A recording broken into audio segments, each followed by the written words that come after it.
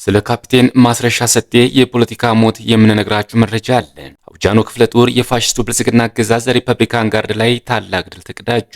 በአፋብኃ ቴዎድሮስ ዕዝ 105ኛ ኮር 44ኛ ክፍለ ጦር ሰከላ ላይ በወሰደው እርምጃ የሰከላ ወረዳ አስተዳደር ዋና ባንዳ ይልማ ጥላውን ጨምሮ ከሁለት ደርዘን በላይ የሚሊሻና የመከላከያ አባላት ተወግደዋል። ይህ አፋብኃ ምዕራብ አማራ ቀጠና ቴዎድሮስ ዕዝ 201ኛ ኮር 64ኛና 74ኛ ክፍለ ጦር በሸበል በረንታ ወረዳ ሊዲ ቀበሌ ገዳያሱ ቀበሌና መርጦ ለማርያም ከባድ ተጋድሎ ሲያካሂዱ አድረዋል። የትግራይ የጸጥታ ኃይሎች አባላት የጊዜ አስተዳደሩን ቢሮ መከበባቸውን ገልጸዋል። እስከ መጨረሻው ድረስ አብራችሁ ተቆዩ። እነዚህና ሌሎች ያልተሰሙ መረጃዎችን በዝርዝር እናስደምጣችኋለን። የሚዲያችን ተደራሽነት እንዲበዛ ቪዲዮ ላይክ፣ ቻናሉ ሰብስክራይብ እና ሼር እንዲሁም ኮሜንት መስጫ ሳጥን ድል ለአማራ ፋኖ የሚል አስተያየት እያስቀመጣችሁ አብራችሁን ሆኖ እነሆ ወደ መረጃችን ገባን። የትግራይ የጸጥታ ኃይሎች አባላት የጊዜ አስተዳደሩን ቢሮ መከበባቸውን ገልጸዋል። የትግራይ የጸጥታ ኃይሎች አባላት የደሞዝ ክፍያ ዘገየ በሚል ቅሬታቸውን መሳሪያዎቻቸውን ይዘው የትግራይ ጊዜ አስተዳደር ህንፃን ከበውታል። የአርሚ 31 ጦር 71 አባላት ትናንት ረቡዕ ምሽት ካራጉሬ አካባቢ ወደ መቀሌ መጥተው አመጽ እንዳስነሱ ታውቋል። ዛሬ ጠዋት የአስተዳደር ህንፃውን ከበውታል።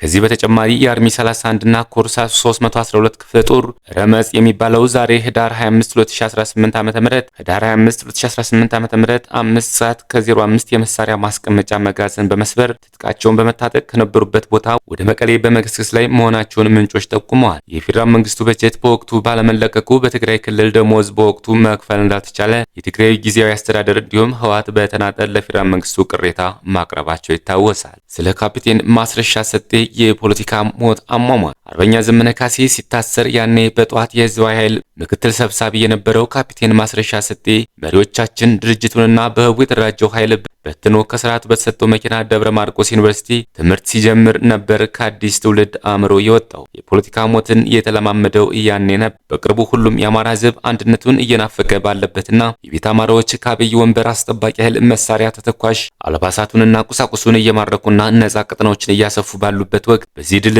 መላው አማራ ያለምንም ልዩነት ደስታውን በሚገልጽበት ወቅት ካፒቴን ማስረሻ ግን በጣም የተናደድክ ነበር የምትመስል። ለዚህም ይመስለኛል ድርጅትና ጓዶች ሳይፈቅዱና እውቅና ሳይኖራቸው በአጃቢ ሞባይል የሚልኩን ሰዎች ልብስ በመልበስ ደርዝ የሌለው ህዝባችንም ሰራዊታችንም የማይፈልገውን ጠላት ግን የሚጠቀምበትን ሐሳብ የማንጸባረቁ ያንተን ካዲነት ለማያውቁ በደንብ የተገለጥክበት ጊዜ ነው። በአንተ መግለጫ የሚቀር ድልም ሆነ አንድነት ግን የለም። ቤትህን ጠርገህ ቆሻሻውን ሳታቃጥል ወይ ሳትቀብር ከግቢዎች ከጣልከው ምግብ ስትበላ ወይም በሰርክ ስራ የቆሻሻው በሽታ አምጪ ባክቴሪያዎች ተመልሰው በዝንብ አማካኝነት የመጡ ቤተሰቡን በሙሉ በሽታ ለማስያዝ ይሰራሉ። እኛ ግን በመርህ ላይ የተመሰረተ የአማራን ህዝብ መብትና ጥቅም ባከበረ መንገድ ጉዟችንን እንቀጥላለን። ካፒቴን መጀመሪያ ጫካ የወጣው የአማራ ህዝብ ምን ጎድሎት ብሎ ነበር? ለአማራ ህዝብ ምን አሳክቶስ ተመለሰ? ዝናና ነጭ ሻሽ በስተት ይወድፋል፣ ጋን ሙሉ ወተትም በአንድ ዝንብ ይደፋል። አዲስ ትውልድ፣ አዲስ አስተሳሰብ፣ አዲስ ተስፋ። አርበኛ ግሩም ምሳሌ የአፋብኃ ቴዎድሮስ ምክትል የፖለቲካ መምሪያ ኃላፊ። አውጃኖ ክፍለ ጦር የፋሽስቱ ብልጽግና አገዛዝ ሪፐብሊካን ጋርድ ላይ ታላቅ ድል ተቀዳጀ። ምስራቅ አማራ ኮር 1 አውጃኖ ክፍለ ጦር ዛሬ ማለዳ ጀምሮ እስከ ምሽት 12 ሰዓት ከሪፐብሊካን ጋርድ ጋር በመፋለም ከ50 በላይ ኃይል ሙትና ቁስለኛ በማድረግ ታላቅ ድል ተጎናጽፈዋል። በተጋድሎው ጠላት ከራያ አላማጣ ጥሙጋ ከተማ ተነስቶ በዙ 23ና ሞርተሮች ታግዞ ወደ አውጃኖ ክፍለ ጦር ቀጠና ማጥቃት ያደረገ ሲሆን ክፍለ ጦሩ 2 ሻለቃዎችን ተጠቅማ መልሶ ማጥቃት በማድረግ ከ50 በላይ ሪፐብሊካን ጋርድ ሙትና ቁስለኛ በማድረግና ቀጠናቸውን በማስከበር ጭምር ታላቅ ድል ተጎናጽፈዋል። በርካታ ኃይሉ የተመታበት የፋሽስቱ አብይ አህመድ የመጨረሻ ምሽግ ሪፐብሊካን ጋርድ ከግራም ከቀኝም ተጨማሪ ኃይል በማያገኝበት ሁኔታ ውስጥ ሆኖ ራያ አላማጣ ጥሙጋ ከተማ ትምህርት ቤት ውስጥ በከፍተኛ ድንጋጤና ፍርሃት ውስጥ ሆኖ ይገኛል። በሌላ በኩል ለሪፐብሊካን ጋርዱ ተጨማሪ ኃይል ማስገባት ያልቻለው አገዛዙ ሰራዊት ከራያ ቆቦ ጮቤ በር ሆኖ ኦራል ላይ የተጠመዱ 2 ቻይና ሰራሽ 155 ኤምኤም መድፍ ወደ ራያ ቆቦ ባይበው እና ኩቢ ቀረንሳ እያስወነጨፈ ንጹሃን ላይ ጉዳት እያደረሰ አምሽቷል። የአፋብኃ ሰሜን አማራ ቀጠና በላይ ዘለቀ ዕዝ መይሳው ካሳ 2ኛ ኮር በዛሬው ዕለት ያገዛዙ ጥምር ኃይል መነሻውን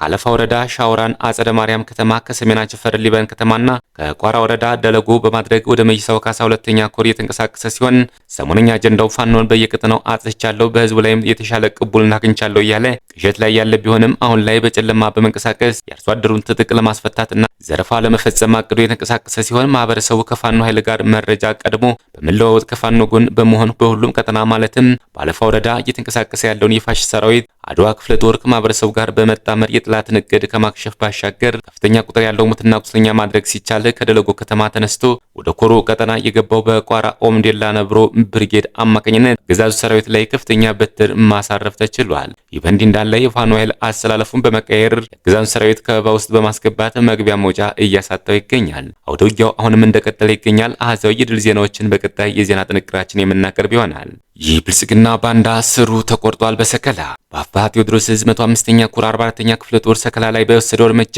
የሰከላ ወረዳ አስተዳደር ዋና ባንዳ ይልማ ጥላሁን ጨምሮ ከ2 ደርዘን በላይ የሚሊሻና የመከላከያ አባላት ተወግዷል። የስቦ መምታት ጥበበኞቹ 44ኛ ክፍለ ጦር ጠላትን ከሰከላ ከማንኩሳና ከቡሬ በመተንኮስ ወደ ቀጠናቸው ድረስ ሰተት አድርገው በማስገባት ሰከላ ላይ የቀረውን ሰፈር ጠባቂ ዘራፊ ሚሊሻና ሆዳደሩን የብልጽግና አመራር መሃል ሰከላ ላይ ከባድ ኪሳራ ደርሰውበታል። ፋኖን ባለበት አሳድጃ ጠፋለሁ እያለ ሲፎክር የነበረው ዋና አስተዳደርና 5 ሚኒሻ ሲማረክ ብዛት ያለው ሰራዊት ደግሞ እስከ ወዲያኛው ተሸኝቷል። አረመኔው ቡድን ባጉትና ባሽፋ ከማንኩሳ ፒኤምፒ 23 ከሰከላ ግትልትል ሰራዊትን በማስከተል ምላስና ብልት በመቁረጥ የ6 ንጹሃን ህይወት በመቅጠፍ በቀጠፈበት ቀጠና እየተልከሰከሰ የባህር ኩበት በሆነበት ሰዓት ጀግኖቹ የ44ኛ ክፍለ ጦር ነበልባሎች ሰከላ ከተማ የሚገኘውን የብልጽግና ጦር በመቀጥቀጥ 12 ክላሽንኮቭ በሺዎች የሚቆጠር ተተኳሾችን ማርኳል። ከዚህ በተጨማሪ መንግስታዊ ስርዓት አስቀጥላለሁ በሚል ሐሳዊ ህልም ሲገለገልባቸው የነበሩ ኮምፒውተሮች፣ ላፕቶፖች፣ ማተሚያ ማሽኖች ሲማረኩ የወረዳውን መገልገያ ተቋም በሙሉ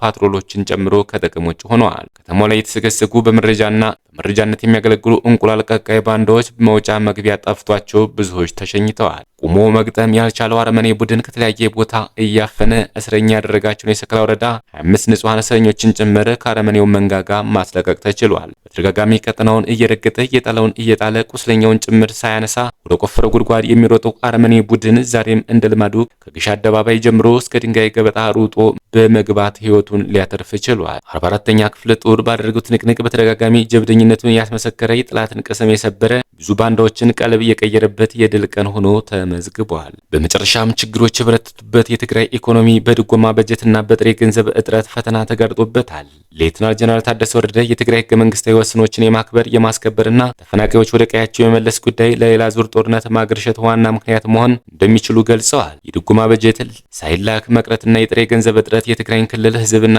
ኢኮኖሚ ለከፋ ችግር እንደሚዳርጉ ባለሙያዎች ይናገራሉ። ችግሮች የበረቱበት የትግራይ ኢኮኖሚ በድጎማ በጀትና በጥሬ ገንዘብ እጥረት ፈተና ተጋርጦበታል። ዓለም አቀፍ የአካል ጉዳተኞች ቀን ትላንት በመቀለ ሲከበር የትግራይ ክልል ጊዜያዊ አስተዳደር ፕሬዝዳንት ሌተናል ጀነራል ታደሰ ወረደ ሌላ ጦርነት ተነስቶ ህዝብ ለዳግም ሰቆቃና እልቂት እንዳይዳረግ ያስተዳደራቸው ጥረት የበረታ እንደሆነ ተናግረዋል። ሌተናል ጀነራል ታደሰ የትግራይ ህገ መንግስታዊ ወሰኖችን የማክበር የማስከበር እንዲሁም በሞትና በስቃይ ውስጥ 6ኛ ዓመታት እያስቆጠሩ ያሉት ተፈናቃዮች ወገኖች ወደ ቀያቸው የመመለስ ጉዳይ ለሌላ ዙር ጦርነት ማገርሸት ዋና ምክንያት መሆን የሚችሉ መሆናቸውን ገልጸዋል። ጊዜያዊውን አስተዳደር የመምራት ኃላፊነት ከአቶ ጌታቸው ረዳ ከተረከቡ 8 ወራት ገደማ ያስቆጠሩት የጦር መኮንን ቁልፍ የሰላምና የጦርነት ጥያቄ ያሏቸው 2 ጉዳዮች በሰላማዊና ፖለቲካዊ መንገድ እልባት ማግኘት የሚችልና የሚገባው መሆናቸውን አስረድተዋል። በኢትዮጵያ ፌዴራል መንግስትና በህወሓት መካከል የተፈጠረውን ግጭት የማቆም ስምምነት እንዳይፈርስ ጊዜያዊ አስተዳደር የሚጠብቀው እንደሆነ ተናግረዋል። ይሁንና ባለፈው ሰኞ በአክሱም ከተማ ባደረጉት ንግግር ስምምነቱ በሙሉነት ሳይተገበር የተገኘውን አንጻራዊ ሰላም አደጋ ላይ እየወደቀ